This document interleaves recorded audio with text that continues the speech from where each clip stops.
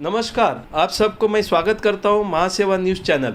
आज हम दादर में एक सोसाइटी में हैं जिसका नाम है विकास टावर कोऑपरेटिव सोसाइटी। ये हाउसिंग सोसाइटी रीडेवलपमेंट या सेल्फ रीडेवलपमेंट के बारे में सोचना चाहती है। एफएसआई क्या मिलता है, फिजिबिलिटी रिपोर्ट क्या है, पीएमसी का रोल क्या है, बिल्डर का रोल क्या है, सेल्फ डेवलपमेंट में कितना प्रकार है, रीडेवलपमेंट में कितना प्रकार है, ये सब जानकार आज आपको मिलने वाले हैं। चलो चलते हैं और शुरुआत करते हैं कि विकास टावर कोऑपरेटिव सोसाइटी की सेल्फ रिडेवलपमेंट का सेमिनार में आप सबको स्वागत है। Welcome to you once again in the self development of Vikas cooperative society Dadar. Thank you very much.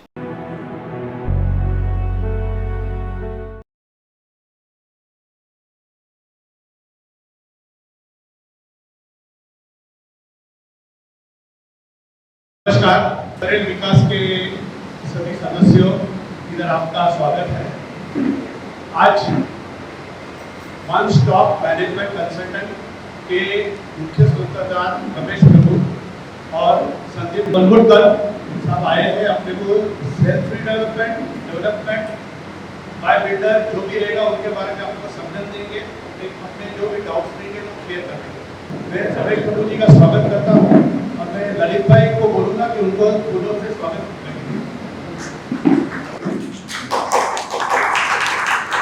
Vice chairman Madan भाई, प्रवीण भाई, पार्थसारथी साहब का स्वागत करिए। वो वाइस चेयरमैन ऑफ महासेवा और एडवोकेट लीगल एस्पेक्ट्स के बारे में सब जानकारी अपने को देंगे। जादव साहब आए हैं। रोहित भाई को बोलूँगा, वाइस जॉइंट सेक्रेटरी सोसाइटी के रोहित भाई। Ramesh ji, the mic is yours. धन्यवाद। आप सबको श्रावण मास आने वाले 2-3 दिन में, तो त्योहार का आने वाला वो सब त्योहार का है। उस सिलसिले में आपने आज एक रीडेवलपमेंट का अलग त्योहार बनाने का सोचा है और उसमें महाराष्ट्र सोसाइटी वेलफेयर एसोसिएशन उसी तरफ से one stop project management consultant जिसका मैनेजिंग डायरेक्टर संदीप काकुड़कर जी इधर है, एडवोकेट संघर्ष जाधव जो लीगल एस्पेक्ट बताएंगे, पार्थसारथी जो एक सॉफ्टवेयर इंजीनियर, कंप्यूटर इंजीनियर और महासेवा के वाइस प्रेसिडेंट है। तो आप सबको मैं स्वागत करता हूँ। मेरा नाम है सीए रमेश प्रभु, मैं महासेवा का अध्यक्ष हूँ। गए 31 ईयर्स 31 साल सीए होने के नाते मैं सिर्फ हाउसिंग सोसाइटी का कामकाज देखा और लास्ट 20 साल सिर्फ रीडेवलपमेंट के बारे में हम कामकाज करते हैं। आप ये सुन के भी आश्चर्य होगा, आपने जिस व्यक्ति को बुलाया है सेल्फ रीडेवलपमेंट में, यदि हिंदुस्तान में पहली किताब आया है तो वो किताब हमने लिखा है, जिसमें सुभाष लाला जो प्रिंसिपल सेक्रेटरी सीएम उनके साथ 35 साल एज ए आईएएस ऑफिसर काम किया है। वैसे सेक्शन को एक हमने अध्यक्ष के नाते रख के, मैं कन्वीनर था, हम दोनों ने मिलकर ये किताब लिखा है। और ये किताब लिखते टाइम हमने 50 जानकार लोगों को स्टडी ग्रुप में शामिल किया। 2 साल इसके ऊपर सतत अभ्यास करके किताब निकाला। अब आज जो डिस्कशन होने वाला 35 स्लाइड, वो 35 स्लाइड आपको इस किताब का सारांश मिलेगा। वो संदीप कानपुरकर जो हमारा मैनेजिंग डायरेक्टर है, आर्किटेक्ट है, उनका फादर भी आर्किटेक्ट है और बहुत सारा रीडेवलपमेंट उन्होंने किया है। जो हमारा one stop project management consultant, जहाँ हमने बहुत सारा प्रोजेक्ट का सेल्फ रीडेवलपमेंट काम किया है, उनका भी लेक्चर्स आपको यूट्यूब में बहुत मिलता है। तो आप उनके बारे में, वो आपका प्रोजेक्ट के बारे में किस तरह से रीडेवलपमेंट हो सकता है, उसमें फिजिबिलिटी क्या है। फिजिबिलिटी मतलब यही है कि आपको आपका प्रोजेक्ट के ऊपर कितना बांधकाम कर सकते हैं, गवर्नमेंट क्या अप्रूव देती है, आपको कितना प्रीमियम भरना पड़ेगा, कितना बांधकाम होगा। क्योंकि जो बांधकाम हम बता रहे हैं वो दूसरा आर्किटेक्ट आने दो, तीसरा आर्किटेक्ट आने दो, सब आर्किटेक्ट आने दो, उससे 1 स्क्वायर फुट आप एडिशनल बांधकाम नहीं कर पाए। पहला क्या था, हर आर्किटेक्ट, हर बिल्डर अपने अपने मनमानी करते थे, आपको कोई मौका नहीं मिलता है, पूरी ऑनलाइन में होती है और पूरी नियम बना हुआ। तो वो नियम क्या है, कितने एफएसआई मिलेगा, आपका बांधकाम किस तरह से होगा, उसके बारे में आपका प्रोजेक्ट को लेकर विकास परेल विकास कोऑपरेटिव हाउसिंग सोसाइटी का सेल्फ रिडेवलपमेंट या रीडेवलपमेंट किस तरह से होगा वो बताएगा. So therefore, I am very positive about today's meeting. Now I request Sandeep Parthasarathy to take forward. Thank you very much. Yeah, Partha. तो जैसा सर ने बताया मैं वहीं से शुरू करता हूँ जहाँ पे सर ने छोड़ा है. बिजनेस, जो सर ने एक वर्ड यूज किया था आप लोगों के लिए, ये सेल्फ रीडेवलपमेंट जो है ये एक्चुअली एक बिजनेस एक्टिविटी जैसे ही है कि आप लोगों को जो 2 साल या 3 साल आपका जो बिल्डिंग बनेगा उसमें हर एक मेंबर को, भले उसमें अलग अलग शायद एक सब कमिटीज या सब ग्रुप्स बन सकता है, बट बेसिकली वो एक बिजनेस एक्टिविटी है जो आपको ये जो 2 साल या 3 साल का जो समय रहता है जब से आप सोसाइटी या बिल्डिंग वेकेट करके डेमोलिश करते हो, सबसे लेकर के जब तक आपका नया जब स्ट्रक्चर बनता है और ओसी जब आता है उसका, तो उस वाले जो 3 साल में जो आप धंधे में जैसा आप अपना सब पूरा मन तन धन वगैरह लगाते हो, वैसा एक सिमिलर एक्टिविटी है सेल्फ रीडेवलपमेंट. क्योंकि आपको खुद को ही करना है, भले आपके साथ में प्रोफेशनल्स रहेंगे, बट एक्चुअल जो एग्जीक्यूशन पार्ट है आपका ये ब्रेन उसमें लगेगा बेसिकली. तो इसके लिए सर ने बोला कि एक बिजनेस कम्युनिटी होने के हिसाब से ये एक्टिविटी आपके लिए थोड़ा सा आसान हो सकता है. Now coming to the actual self development और रीडेवलपमेंट के बारे में थोड़ा सा जानकारी आपको ये भी होना चाहिए कि दोनों में अंतर क्या है, डिफरेंस क्या है कि बिल्डर के साथ में हम रीडेवलपमेंट करते हैं और सेल्फ डेवलपमेंट करते हैं, तो दोनों में कुछ ना कुछ अंतर होगा. इसके लिए बिल्डर वाला जो डेवलपमेंट शुरू था इतने सालों से, वो जाकर के लास्ट 10-15 साल से सेल्फ डेवलपमेंट जो एक्टिविटी नई नहीं है, जो पहले 50-60 साल पहले हमारे मुंबई जैसा शहर में सेल्फ डेवलपमेंट का एक्टिविटी शुरू था पहले से, ऐसा नहीं है कि कुछ नया चीज आया हुआ है. बट बीच में क्या हुआ था, एक ऐसा फेज आया था जहाँ पे सोसाइटीज सेल्फ डेवलपमेंट कई कारण की वजह से कंटिन्यू नहीं कर पा रहे. शुरू में आप जब देखोगे 50-60 इयर्स के बाद, मैं स्लाइड में शुरू करूंगा आपको, एक एजेंडा है आज का बेसिकली. इसमें आप देखोगे जब housing society movement by self development, ये जो आप शुरू का जो फर्स्ट एजेंडा लिखा है उसका मतलब वही है कि हाउसिंग सोसाइटी का शुरू में जब शुरू हुआ था तब सेल्फ डेवलपमेंट के हिसाब से ही हुआ था. और उसके बाद में मैंने जब आपको बताया कि कई सारे कारण हैं जिसकी वजह से सेल्फ डेवलपमेंट को लोगों को छोड़ना पड़ा, उसमें ये जो बिल्डर कम्युनिटी है, डेवलपर्स हैं, उनका एक बहुत बड़ा हाथ था इसमें. वो डिटेल में बताएंगे आगे जाकर के.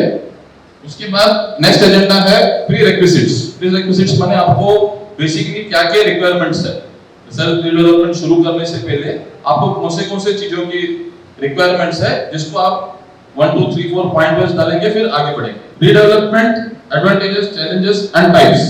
देखिए अभी रीडेवलपमेंट का टाइप्स बेसिकली ब्रॉडली तो 2 टाइप है, builder redevelopment through builder and self development. उसमें दोनों में क्या क्या एडवांटेजेस है, दोनों में क्या क्या चैलेंजेस आ सकता है, कहां पे कौन से तरीके में हमको क्या क्या चीज का ध्यान रखना पड़ेगा, वो एक पॉइंट है. अभी जैसा मैंने बताया कि सेल्फ डेवलपमेंट जाने में क्या क्या है, what is the need, necessity, need of the hour, why should we go for self development, that is the necessity. और ये सबसे इंपॉर्टेंट है, सिस्टम्स ऑफ सेल्फ डेवलपमेंट. देखिए हमने ब्रॉडली जैसा मैंने आपको बताया, डेवलपमेंट थ्रू बिल्डर और सेल्फ डेवलपमेंट 2 कैटेगरीज है. बट सेल्फ डेवलपमेंट के अंदर भी काफी अलग अलग डिफरेंट तरीके हैं जिससे आप सेल्फ डेवलपमेंट कर सकते हो. वो क्या क्या डिफरेंट टाइप्स है, डिफरेंट मेथड्स है, सिस्टम्स है रादर, वो भी हम कवर करेंगे. जो next feasibility report and role of PMC. Feasibility report जैसा सर ने बताया, फिजिबिलिटी रिपोर्ट कुछ नहीं है, इट्स अ टेक्निकल रिपोर्ट. जो पीएमसी का मतलब है project management consultant. Project management consultant का मतलब है कि एक ऐसा एक ऑर्गेनाइजेशन या एक एंटिटी जिसमें आपको न सिर्फ एक आर्किटेक्ट रहेंगे, उसमें एक स्ट्रक्चरल इंजीनियर भी रहेंगे, उसमें एक लीगल भी कोई रहेगा, उसमें एक चार्टर्ड अकाउंटेंट एक भी रहेंगे, ऑडिटर. इस सब को मिलकर के जो एक ऑर्गेनाइजेशन बनती है या जो एक यूनिट बनता है उसको हम लोग प्रोजेक्ट मैनेजमेंट कंसल्टेंट बोलते हैं. बहुत सारे लोग क्या सोचते हैं पीएमसी का मतलब सिर्फ आर्किटेक्ट है करके, ऐसा नहीं है. पीएमसी का मतलब है एक ऑर्गेनाइजेशन जहां पे आपको सब एक्सपर्टीज मिलेंगे.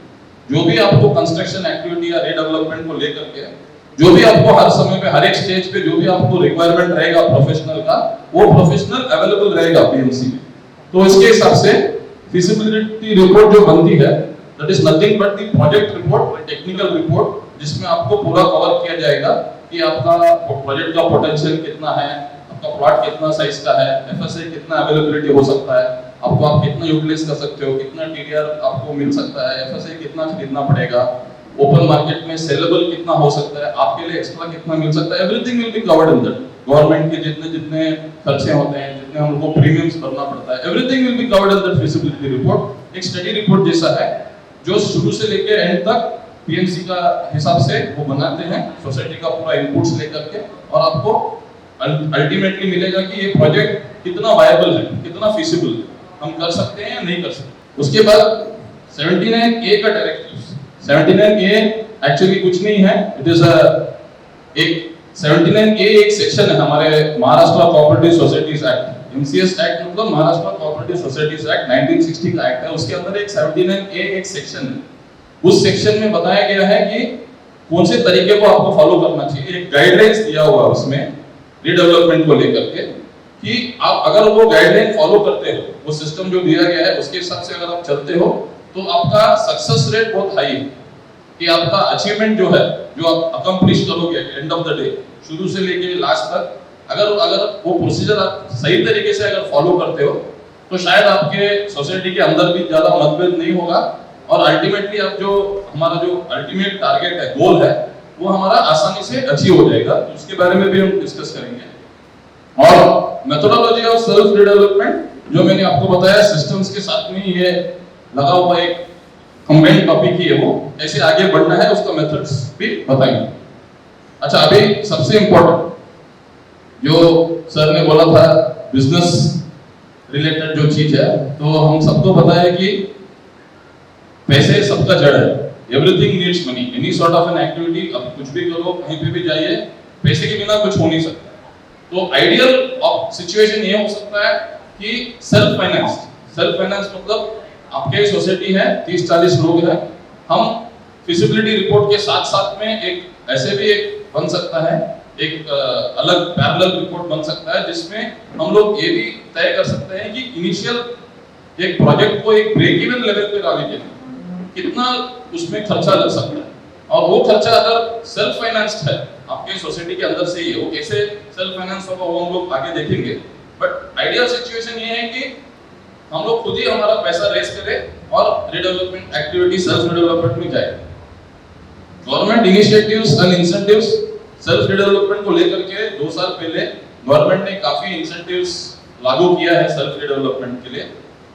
बहुत सारे उसमें अभी तक इंप्लीमेंट नहीं हुए हैं, बिकॉज लास्ट 1.5-2 साल से जो हमारा लॉकडाउन का सिचुएशन है, तो इसकी वजह से नहीं हुए। शायद होपफुली अगला 6 महीने के अंदर शायद कोई चीजें लागू हो सकता है, बट उसमें काफी कुछ इंसेंटिव्स है। इंसेंटिव्स फॉर सेल्फ डेवलपमेंट मतलब बिल्डर से आप जब करते हो, उससे एडिशनल बेनिफिट्स आपको सेल्फ डेवलपमेंट में क्या मिल सकता है गवर्नमेंट की तरफ से, वो उसमें बताया गया है। उसमें भी हम लोग थोड़ा रन थ्रू करेंगे, उसमें एप्लीकेबिलिटी कितना है वो शायद पूरी तरह एप्लीकेबल नहीं है, बट आने वाले दिनों में शायद अप्लाई हो जाएगा। Stakeholders, opportunity and challenges. Stakeholders का मतलब ये है कि ये पर्टिकुलर एक्टिविटी में कौन-कौन इन्वॉल्व है, कितने लोग इन्वॉल्व होते हैं। जैसे आप सब स्टेक होल्डर हो, पीएमसी एक स्टेक होल्डर है आपका। अगर सपोज सेल्फ डेवलपमेंट में क्या होता है नॉर्मली, ब्रॉडली डिफरेंस क्या है सेल्फ डेवलपमेंट और डेवलपमेंट में? सेल्फ डेवलपमेंट में कोई डेवलपर या बिल्डर करके अलग से कोई होता नहीं है, और उसके साथ में आप एक डेवलपमेंट एग्रीमेंट जो बनाते हैं, हम एक एग्रीमेंट जो होता है सोसाइटी और बिल्डर के बीच में कि हम लोग आपको डेवलपमेंट करने के लिए राइट्स दे रहे हैं, वो इसमें नहीं होता है। उसके बदले में सेल्फ डेवलपमेंट में हम एक कॉन्ट्रैक्टर टाइप एक आदमी को अपॉइंट करते हैं सोसाइटी की तरफ से, जो हमारे टर्म्स एंड कंडीशंस के हिसाब से कॉन्ट्रैक्टर काम करेगा। तो उसमें वो भी एक स्टेक होल्डर है। तो डिफरेंट स्टेक होल्डर्स जो है प्रोजेक्ट में, और उन लोगों का क्या कंट्रीब्यूशन हो सकता है और कैसे प्रोजेक्ट को हम लोग अकम्प्लिश कर सकते हैं, वो भी डिस्कस करेंगे। और अल्टीमेटली ये सब होने के बाद में लास्ट में अगर हमारे पास सब कुछ है, दिस इज अ चेकलिस्ट, अगर सब कुछ हमने टिक कर दिया बॉक्सेस में, तो लास्ट में हमको आगे कैसा बढ़ना है, way forward is the last. Now जैसा अभी शुरू का जो फर्स्ट पॉइंट था CHS movement, CHS movement cooperative housing society movement. देखिए ये महाराष्ट्र और स्पेसिफिकली मुंबई में ये करीब करीब 100 साल से पुराना वाला एक कोऑपरेटिव मूवमेंट है। 105 साल 106 साल हो चुका है अभी, जिसमें क्या होता था, लोग साथ में आते थे, लाइक माइंडेड पीपल जो एक जैसा सोचते हैं, जैसे वो कोई शायद बैंक का एम्प्लॉइज का लोग हो सकते हैं या गवर्नमेंट कोई डिपार्टमेंट का लोग हो सकते हैं या कोई भी एकजुट होकर एक कम्युनिटी, पर्टिकुलर कम्युनिटी के लोग हो सकते हैं। वो लोग क्या करते थे, एकजुट आते थे एक, और उन लोग एक सोसाइटी पहले रजिस्टर करते थे शुरू में। मतलब अभी कैसा होता है, पहला बिल्डिंग बनता है, बाद में सोसाइटी रजिस्टर होता है। पहले ऐसा होता था कि लोग पहले इकट्ठा होते थे और सोसाइटी पहला बनाते थे। सोसाइटी बनाने के बाद में उन लोग आर्किटेक्ट या पीएमसी जो हम लोग बोलते हैं, वैसे पुराने जमाने की बात कर रहा हूँ, करीब 40, 50, 60 साल पहले की बात कर रहा हूँ, तो उन लोग अपॉइंट करते थे एक प्रोफेशनल को, फिर वो प्लान्स वगैरह सबमिट करते थे, वो अप्रूव कराते थे। फिर जैसा मैंने आपको बताया 20% थोड़ा सा मार्जिन मनी हमारे तरफ से जाना चाहिए हर समय। अगर आप होम लोन भी अगर कभी लेते हो तो बैंक भी बोलते हैं कि आपके तरफ का कुछ कंट्रीब्यूशन होना चाहिए, तो उसको हम लोग मार्जिन मनी बोलते हैं। तो इस हिसाब से करीब 20% लोगों से लेते थे, बाकी 80% जैसा मैंने आपको बताया कि ये बैंक वगैरह का एम्प्लॉय या फिर कोई ऑर्गेनाइजेशन से जुड़े हुए रहते, तो उन लोग वहां से फंड रेज करते, फंड रेज करके बाकी का 80% मनी लोन के हिसाब से लेते थे। और एक कॉन्ट्रैक्ट जो मैंने अभी आपको बताया, पहले भी यही सिस्टम था, एक कॉन्ट्रैक्टर जो बिल्डिंग का कामकाज जानते हैं, जिसको कंस्ट्रक्शन एक्टिविटी के बारे में नॉलेज है, उसको अपॉइंट करते थे। अपॉइंट करने के बाद में बिल्डिंग बना देते, ये पैसा मिल गया, लैंड शुरू में खरीदा इन्होंने, इकट्ठा होकर के इन्होंने लैंड खरीद ली, सोसाइटी बनाया और लैंड खरीद लिया, फिर प्रोफेशनल अपॉइंट किए, फिर फंड रेज किया, फिर बिल्डिंग बनाया। बिल्डिंग बनाने के बाद में अलॉट कर दिया फ्लैट्स मेंबर्स को, जो जो वो सोसाइटी के मेंबर्स हैं उनको अपना अपना फ्लैट अलॉट कर दिया। तो अभी आप शायद पुराने में देखेंगे कि शायद वो अलॉटमेंट लेटर में भी काफी सारे लोगों के पास घर है, यहाँ पे एग्रीमेंट फॉर सेल नहीं होता, अलॉटमेंट लेटर्स होता है। तो ये एक वजह है। उसके बाद में बिल्डिंग बन गया आपका, उसके बाद हैंडओवर कर दिया, कॉन्ट्रैक्ट का काम खत्म हो गया, सोसाइटी ऑलरेडी बनी हुई है, तो आप उसको मेंटेन करते हैं। जैसा आप कंट्रीब्यूशन करके इसको रिपेयर करना, मेंटेन करना, उसका हाउसकीपिंग कराना, वो सब करते हैं। और ऐसे शुरू में मोर देन 10,000, अभी तो काफी है, अभी और भी शायद बढ़ गया होगा, बट एटलीस्ट 10,000 कॉर्पोरेटिव सोसाइटीज ऐसी बनी हुई है मुंबई शहर। हाँ, जैसे कि बहुत सारे हैं, जैसा बैंक एम्प्लॉइज के, एसबीआई एम्प्लॉइज के सोसाइटीज है, आरबीआई एम्प्लॉइज की सोसाइटीज है, फिर आप ओएनजीसी वाला सोसाइटीज देखेंगे, फिर रेलवे वाले लोग को इकट्ठा होकर किया है। तो ये सब सोसाइटीज यही तरीके से बना हुआ है। शुरू में जब सिस्टम था यही सिस्टम था, और यही तरीके से आज के दिन भी बना हुआ, और शायद अच्छा भी है। 60-70 साल होने के बावजूद भी उन्होंने खुद के खड़ा रह करके, यही मैं बता रहा था आपको, जब खुद ये भी सेल्फ रिडेवलपमेंट ही है, नथिंग बट सेल्फ रिडेवलपमेंट। तो वही सिस्टम अभी चेंज होकर के वापस आज के दिन में सेल्फ रिडेवलपमेंट आया। अभी मैंने जो सेकंड पॉइंट बोला था, क्यों ये सेल्फ रिडेवलपमेंट के बाद में सिस्टम क्यों चेंज हुआ, सिनेरियो कैसे चेंज हुआ। सिनेरियो जब चेंज हुआ तब ये आगे देखिए, contractors token started buying land. जो सोसाइटी लैंड खरीदती थी, कॉन्ट्रैक्टर ने देखा कि अगर लैंड ही सिर्फ मिल गो तो लैंड में लोग दे रहे, मेरे को सिर्फ मेरा कॉन्ट्रैक्टर का पैसा मुझे मिल रहा है, मुझे और कुछ इसमें फायदा नहीं हो रहा है, बाकी सब तो सोसाइटी का है, मैं क्यों नहीं लैंड खरीद लूं और मैं ही बना के और मैं ही क्यों नहीं बेच दूं, तो मुझे ज्यादा प्रॉफिट मिलेगा। तो इसकी वजह से they started buying land parcels, जो फ्री लैंड रहते थे उन लोगों ने खरीदना शुरू किया। और क्या किया, बोला कि मैं लैंड भी मैं खरीदता हूँ, आपका तो सिर्फ सोसाइटी बना, आपने लैंड खरीदा नहीं है, तो मेरे साथ आप जुड़ जाओ, हम दोनों पार्टनरशिप में ये पूरा बजट करेंगे, फिर प्रॉफिट शेयरिंग में काम करते हैं। उसके बाद जैसे पैसे का मामला आता है, और दूसरी बात गवर्नमेंट का एक रेगुलेशन बीच में आया था, एक अर्बन लैंड सीलिंग का, 1976 के करीब एक अर्बन लैंड सीलिंग आया था, जिसमें बताया गया कि जितना भी एक्सेस लैंड है और जिसका कोई रिकॉर्ड नहीं है और जिसमें कोई टैक्स नहीं भरा जाता है, लैंड रेवेन्यू नहीं आता है, 500 स्क्वायर मीटर के ऊपर वाला लैंड, वो सब चीजें गवर्नमेंट ने उसके ताबे में ले लिया था। बोला कि इसको एक्सेस लैंड डिक्लेयर किया जाएगा और वो अर्बन लैंड सीलिंग एक्ट के अंदर आ जाएगा, तो किसी का उसके ऊपर ओनरशिप राइट्स नहीं मिलेगा। फिर क्या हुआ, उसकी वजह से स्कैर्सिटी, मतलब लैंड का जो बड़े लैंड पार्सल्स थे वो कम होना शुरू हुआ, तो गवर्नमेंट ने एक्वायर कर लिया काफी, तो कम हो गया। फिर आया अपना ब्लैक मनी, पैसा कहीं ना कहीं से इकट्ठा करना है इनको, डेवलपमेंट तो करना है, लैंड नहीं मिल रहा है, बेच नहीं पा रहे, कुछ नहीं हो रहा, तो ब्लैक मनी का आ गया। फिर ब्लैक मनी आने के बाद में पैसा जहाँ पे भी इन्वॉल्व होता है, हम सबको पता है कुछ ना कुछ उसमें मैनिपुलेशन होना शुरू हो जाता है, और जैसे ही मैनिपुलेशन होना शुरू होता है तो एक ट्रस्ट डेफिसिट माने एक भरोसा जो था कॉन्ट्रैक्टर के ऊपर कि वो बना के देगा हमको, हम साथ में पार्टनरशिप में कर सकते हैं, वो कम होना शुरू हुआ। उन्हीं के बाद में देखिए क्या हुआ, हम अलग से कर नहीं पाएंगे। सोसाइटी ने सोचा कि लैंड ओनर, भले हम कोई जगह पे लैंड ओनर है, बहुत सारी जगह पे लैंड ओनर है भी नहीं, तो हमको पहले लैंड लेना पड़ेगा। लैंड अपने नाम पे करने के बाद हम कॉन्ट्रैक्टर वगैरह को नहीं देंगे, हम सीधा ही कोई बिल्डर को ही कर देंगे। सब झंझट कौन जाएगा, गवर्नमेंट के पास जाना, ये अर्बन लैंड सीडिंग से बाहर निकालना, पैसे वगैरह खर्च करना नहीं चाहिए हमको।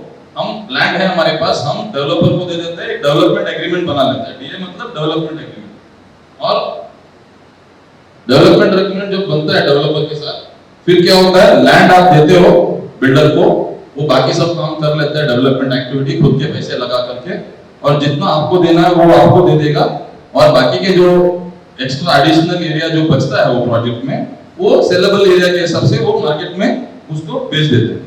फिर लोन मिलना शुरू हुआ, जैसे बहुत सारे हाउसिंग फाइनेंस कंपनीज आ गए, तो उनको भी थोड़ा आसान हो गया। आसान होने के बाद में फिर धीरे धीरे सब कॉन्ट्रैक्टर्स कन्वर्ट होने लगे, बोलने लगे कि हाँ मैं भी बिल्डर हूँ, मैं भी डेवलपर हूँ। ऐसे ऐसे आपने देखा होगा कि बहुत बीच में ऐसा 20-25 साल पहले ऐसा टाइम आया था कि आपके ही कम्युनिटी वाले बहुत सारे बिजनेस, ये वाला बिजनेस छोड़ के आपका बिल्डर बिजनेस में बहुत सारे लोग चले गए। तो क्योंकि उनको अर्ली बहुत जल्दी पैसा का एक ऐसा लगता था कि ये वाले बिजनेस में जल्दी पैसा कमा सकते हैं, 200% 300% प्रॉफिट हो सकता है। और उसके बाद में ये work to the construction by the builder, ये शुरुआत हुआ जब एक्चुअली बिल्डर वापस आने लगे, इसमें घुस गए। जो हम लोग पुराना हाउसिंग सोसाइटी खुद करती थी, वो भी बिल्डर के थ्रू करना शुरू हुआ। और उसके बाद में नॉर्मल जो प्रोसीजर है, बिल्डिंग बनने के बाद में फिर हाउसिंग सोसाइटी बनने लगी। फिर अभी जो चल रहा है आज के दिन में सोसाइटी का जो ऑपरेशन है उसके हिसाब से होने लगा। अभी दोनों केस में भले आप सेल्फ रिडेवलपमेंट ले लीजिए या बिल्डर के थ्रू डेवलपमेंट करें, बट प्री रिक्विजिट थोड़े कॉमन एक हमको जरूरत है, ये सब चीजों की जरूरत है कि हम जा करके उसको आगे कैसे बढ़ा पाए, ये मैटर को कैसा आगे ले जा पाए, उसके लिए प्री रिक्विजिट्स क्या क्या हमको इनिशियली चाहिए। और उसमें सबसे पहला पॉइंट आपका आता है कन्वेंस।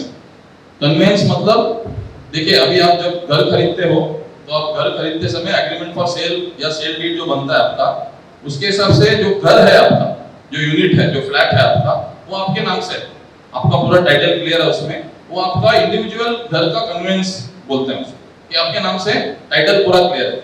बट जो आपके बिल्डिंग जो स्ट्रक्चर है और स्ट्रक्चर के नीचे जो लैंड है, जो जमीन बोलते हैं, प्लॉट बोलते हैं हम लोग, उसका भी ओनरशिप होता है, एक टाइटल अलग होता है, उसको हम लोग बोलते हैं लैंड टाइटल। ये आपका घर का टाइटल अलग है, लैंड का टाइटल अलग है। तो कन्वेंस उसको बोलते हैं कि जब लैंड का जो टाइटल है, भले वो कोई लैंड ओनर के नाम से होगा या फिर किसी ने, कोई प्रोमोटर ने या कोई डेवलपर ने लैंड ओनर से खरीद के खुद के नाम से करके डेवलप किया होगा, तो व्हाटएवर द केस में भी उसका टाइटल जो है उसको सोसाइटी को अपने नाम से करना है। और वो करने के लिए शायद आपका टाइटल क्लियर है, मेरे हिसाब से लास्ट टाइम हमने डिस्कस किया था कि कन्वेंस जो होता है, कि कन्वेंस के लिए टाइटल क्लैरिटी होना चाहिए। टाइटल कहां से बताएगा? प्रॉपर्टी कार्ड एक होता है हर एक सीटीएस को रिलेटेड, एक सिटी सर्वे नंबर के हिसाब से हर जोन को और एक छोटे छोटे प्लॉट्स को एक डिफरेंट सीटीएस नंबर दिया हुआ है गवर्नमेंट सिटी सर्वे ऑफिस की तरफ से। वहां पे प्रॉपर्टी कार्ड में हमारा सोसाइटी का नाम एंटर होना चाहिए। उसके लिए जो प्रोसीजर है, we are not discussing that, but वो प्रोसीजर कंप्लीट होने के बाद जब टाइटल जब ट्रांसफर होता है लैंडलॉर्ड से सोसाइटी के नाम पे, उसको हम लोग बोलते हैं कन्वेंस। डीड ऑफ कन्वेंस बनता है। उसके बाद प्रॉपर्टी कार्ड में नाम चढ़ने के बाद में टाइटल ओनरशिप सोसाइटी के नाम से लैंड का भी आता है। तो अभी आपका घर भी आपके नाम से है और लैंड सोसाइटी के नाम से। सोसाइटी के पास अप्रूव्ड प्लान होना जरूरी है। कोई भी डेवलपमेंट एक्टिविटी में जाता है तो बिल्डिंग ऑब्वियसली आपका डिमोलिश होने वाला है, तो उसके पहले हमको मालूम होना चाहिए कि हमारा एक्चुअल प्लान क्या था, अप्रूव्ड क्या था प्लान। हम लोग जो आज के दिन में ऑक्यूपाई कर रहे हैं घर, 500 मीटर स्क्वायर फीट का घर है, तो सही में मेरा अप्रूव्ड प्लान के हिसाब से 500 स्क्वायर फीट है या 400 है या 600 है, तो वो हमको एस्टेब्लिश करना पड़ेगा ताकि आगे जाने के बाद डेमोलिश होने के बाद में कुछ नहीं कर सकते, तो उसके पहले ये एक्सरसाइज है, होमवर्क हमको करना पड़ेगा कि अप्रूव्ड प्लान हमको लेना बहुत जरूरी है, एस्टैब्लिश करना कि हर एक को प्लान के हिसाब से क्या क्या है ये सोसाइटी में है, तो आपका वो भी प्रॉब्लम नहीं। अभी managing committee to take full responsibility, अभी जैसा सर ने भी बताया ये स्टैंडर्ड पॉइंट है।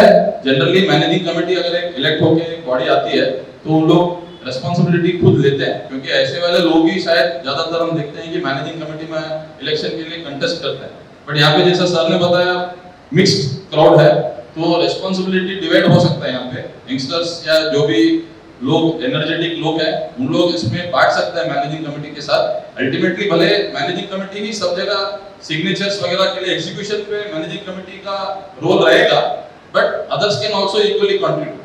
तो ये managing committee will take the responsibility along with other members का कंसेंट। अभी ये कंसेंट क्या होता है, देखिए कंसेंट को कई डिफरेंट तरीके से इंटरप्रेट किया जाता है। कंसेंट का मतलब ये है, अभी मैंने 79 ए जो मैंने सेक्शन बताया था आपको, जो प्रोसीजरल बताता है कि कैसा रीडेवलपमेंट होना चाहिए, उसमें प्रोसीजर के हिसाब से सबसे 2-3 पहले के पॉइंट्स आप देखोगे, उसमें लिखा गया है कि लोगों का कंसेंट चाहिए। मतलब मैं खुशी से ये पर्टिकुलर डेवलपमेंट एक्टिविटी के लिए मैं सहमत हूँ। कंसेंट मतलब सहमति, मैं अपना कंसेंट दे रहा हूँ। अभी कंसेंट देने के लिए 2-3 तरीके के कंसेंट है। एक कंसेंट ऐसा होता है जो इनिशियली आपको लिया जाना रहता है, वो कंसेंट ये होता है कि रीडेवलपमेंट एक्टिविटी को शुरू करने का कंसेंट। मतलब अगर सपोज समझिए एक सोसाइटी में 100 मेंबर्स है, तो 100 मेंबर्स में से रीडेवलपमेंट शुरू करने के लिए आपको सिर्फ 51% लोगों का कंसेंट चाहिए शुरू करने की।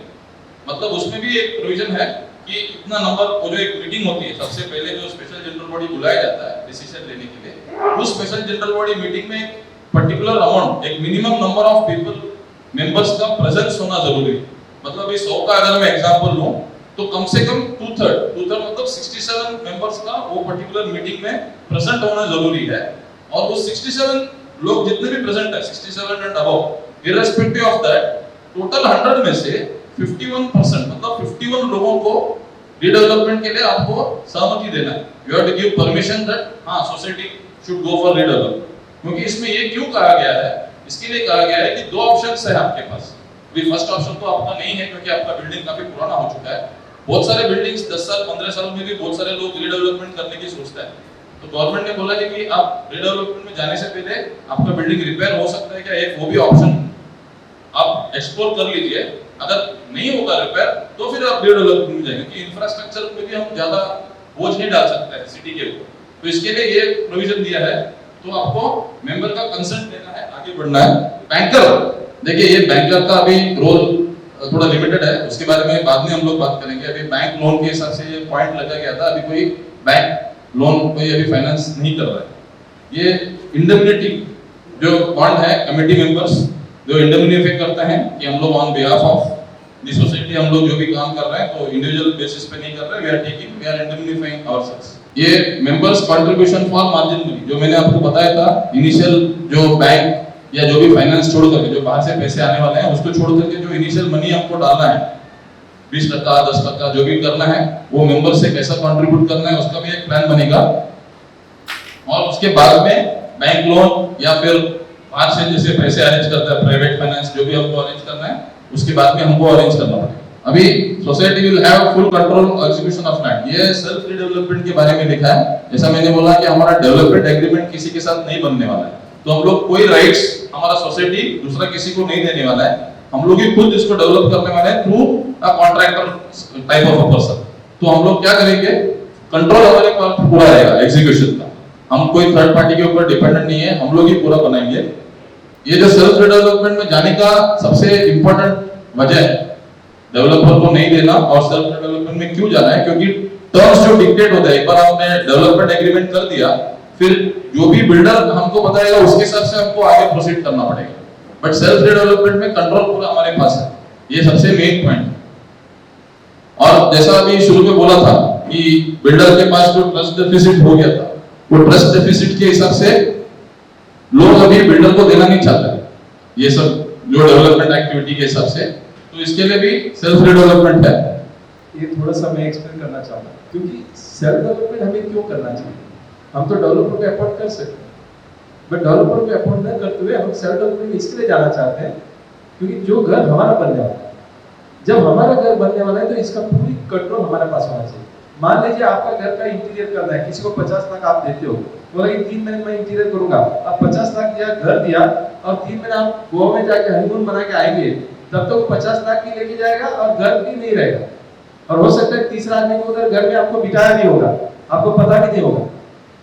तो इसी तरह से डेवलपर का लगभग आज मुंबई में 10,000 प्रोजेक्ट है तो 50% मतलब 5,800 प्रोजेक्ट स्टॉल हुआ है, रीडेवलपमेंट नहीं हो रहा है जो बिल्डर को दिया है, क्योंकि कारण बहुत है, उसका पैसे नहीं है, उसका इनकम टैक्स का रेट है, उसका पास बैक मनी नहीं है, या उसके पास सेल्स नहीं हो रहा है, उसका डबल ट्रिपल सेल किया है, पैसे को डाइवर्सिफाई किया, तीसरा प्रोजेक्ट में डाला, मतलब प्रोजेक्ट हमारा और उसके ऊपर ट्रेडिंग करता है वो, और उसके बाद वो दूसरा बिल्डर, तीसरा बिल्डर, चौथा बिल्डर को पकड़ते हैं, और यदि आपको निकालना है वो बोलेगा कि ठीक है मुझे कम से कम 5 करोड़ दो, 10 करोड़ दो, है आपका प्रोजेक्ट, आपने 100 रुपए का स्टैंप उनको लिख के दिया और आपका ही प्रोजेक्ट के ऊपर फिर वो पैसा बनाने का कोशिश करता है।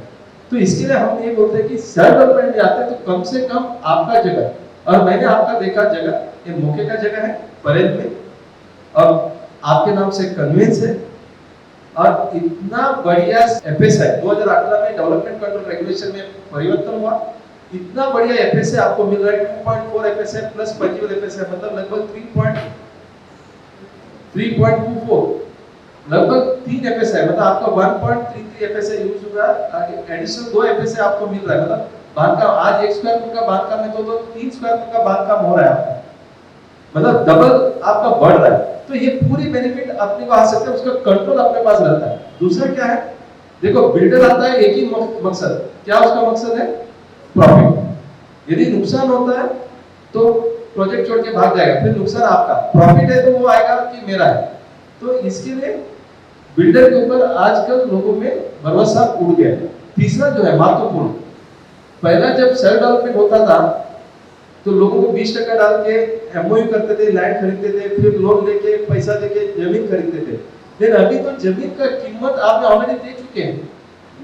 आज एक प्रोजेक्ट आप लेते हो उसमें 60 to 70% cost of the land है। आज मान लीजिए आपके इधर 40,000 का भाव चलता है, 8,000 आपका कंस्ट्रक्शन कॉस्ट पकड़ो, कितना 8,000 20%, तो बचा कितना 80% आपका जमीन का कीमत है।